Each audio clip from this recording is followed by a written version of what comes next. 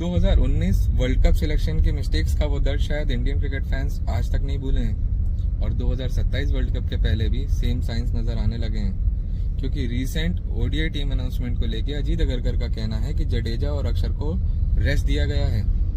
और क्योंकि 2027 world cup में सिर्फ 15-16 महीने ही बचे हुए हैं, तो टीम्स और कॉम्बिनेशंस को एक्सप्लोर करना चाहती है। पर सवाल यह है कि जब ऑलरेडी टाइम कम है और ओडीआई क्रिकेट वैसे ही कम खेला जाता है, कि ऐसे में आपके मोस्ट एक्सपीरियंस प्लेयर्स का वो रिदम में होना, वो ओडीआई गेम जोन में होना और भी ज्यादा जरूरी नहीं हो जाता है। और जडेजा और अक्षर को एक साथ रेस्ट क्यों? यदि आपको और ऑप्शंस एक्सप्लोर करने थे तो 2024 चैंपियंस ट्रॉफी के बाद करते या 2027 वर्ल्ड कप तक वेट कर लेते। और फिर जसप्रीत बुमराह को रेस्ट देना कम्प्लीटली अंडरस्टैंडेबल, लेकिन फिर वही प्रसिद्ध कृष्णा और गुरनूर ब्रार, शमी और सिराज के ऊपर।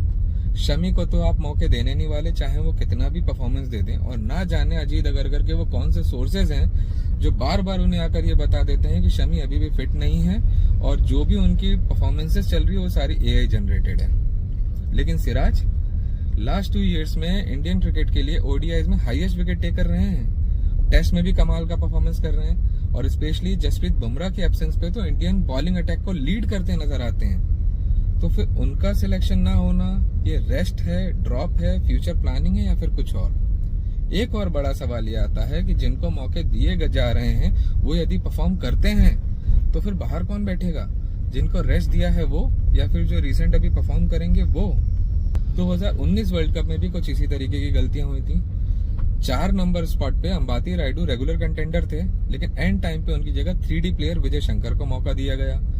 अगले T20 वर्ल्ड कप में एक्सपीरियंस युजवेंद्र चहल की जगह राहुल चहर को मौका दिया गया और इन दोनों खिलाड़ियों को उन वर्ल्ड कप्स के बाद कभी बैकिंग नहीं मिली है। ऐसे हाई स्टेक्स टूर्नामेंट्स में स्किल से ज्यादा जरूरी होता है एक्सपीरियंस, सेटल कॉम्बिनेशन और रोल क्लैरिटी। हम फैंस को तो ये समझ में आता है, पर पता नहीं शायद इंडियन सिलेक्शन कमेटी को ये समझ में क्यों नहीं आता।